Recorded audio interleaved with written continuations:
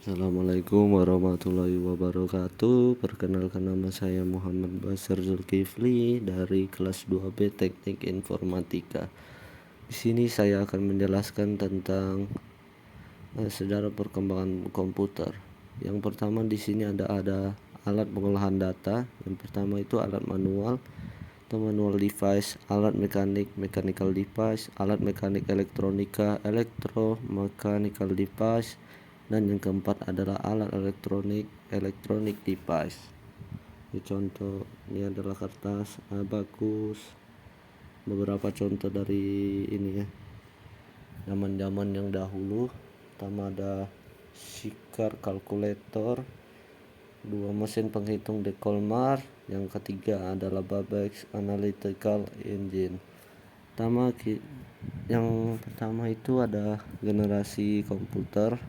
Ini generasi komputer ada 5, yang dari generasi pertama 1946 sampai 1959, generasi kedua 1959 sampai 1964, generasi ketiga 1964 sampai 1970, generasi keempat sejak 1970, generasi kelima yaitu dari sampai sekarang ya. Pertama kita masuk dari generasi pertama. Ini ciri-cirinya: komponen utamanya vacuum tube, pemrogramannya machine language, konsep store program dengan memori utama yaitu magnetic core storage, simpanan luar magnetic tape dan magnetic disk. Kita lanjut ke ininya ya. Ciri-cirinya: ukuran fisiknya besar dan ruangan luas, cepat panas sehingga butuh pendinginan. Yang ketiga, prosesnya kurang cepat. Yang keempat, kapasitas simpanan kecil. Yang kelima, membutuhkan daya listrik yang besar. Yang keenam, orientasinya untuk aplikasi bisnis. Ya, itu komputer yang zaman dahulu memang kekurangannya banyak. Ini contoh ya dari beberapa gambarnya. Ini ciri-ciri komputernya: ada Mark 1, Mark 2, IBM 702, IBM 704, IBM 709 dibuat oleh IBM International Business Machine, ENIAC, Electronic Numerical Integrator and Calculator, berukuran sangat besar dan beratnya mencapai 30 ton.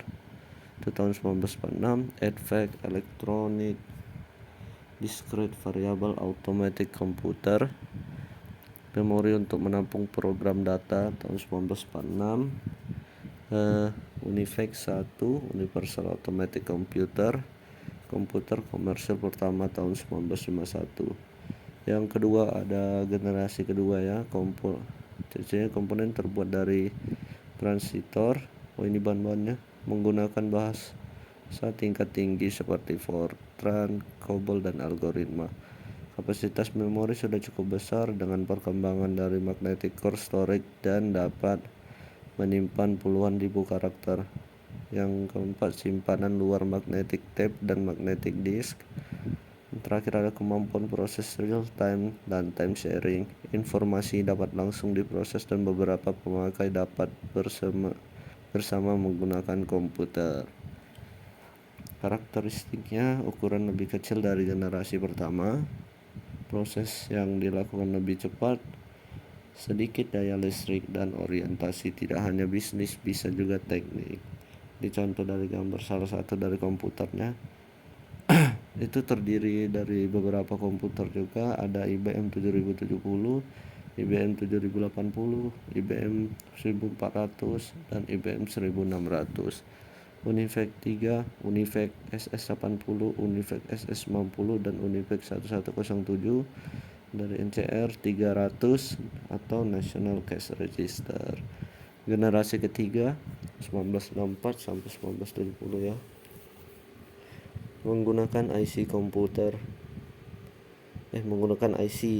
atau kumpulan transistor dalam bentuk yang kecil. Input dan output menggunakan visual display terminal, dapat menerima dan mengeluarkan suara, dapat menggunakan alat pembaca tinta yaitu MICR, Magnetic Ink Character Recognition Reader, atau yang bisa disebut dengan scanner, multiprocessing dan multiprogramming, dan penyimpanan luar bersifat random access, yaitu disk magnetik dengan kapasitas besar. Karakteristiknya lebih cepat dan tepat, kapasitas memori lebih besar, penggunaan listrik lebih hemat, dan kemampuan melakukan komunikasi data dari satu komputer ke komputer lain. Ini contohnya ya. Ini ada beberapa komputer juga, yaitu GE600, GE235 atau General Electric, Univac 1108, Univac 900, dan komputer-komputer buatan Borox. Yang generasi keempat mengecilkan ukuran sirkuit dan komputer listrik, LSI Large Scale Integration, pemadatan ratusan komponen dalam satu chip, VLSI, memuat ribuan komponen dalam chip tunggal, ULSI, membuat jutaan komponen dalam chip tunggal. Ini contohnya ada IBM 370 dan Apple 3. Ini yang generasi kelima, generasi sekarang ya. Desain dan teknologi semakin berkembang, kemampuan pemrosesan paralel, teknologi superkonduktor memungkinkan aliran elektrik tanpa ada hambatan yang nantinya akan mempercepat kecepatan informasi, menggunakan sensor, dan adanya AI untuk mempermudah IMK secara langsung. Ini contoh beberapa elektronik zaman sekarang, ada komputer, ada tablet, ada HP, dan lain-lain. Future komputer bisa dibilang begini. Ini adalah contoh-contoh untuk mungkin di masa depan bakalan ada. Sekian dari saya, terima kasih. Apabila ada kesalahan mohon dimaafkan. Wassalamualaikum warahmatullahi wabarakatuh.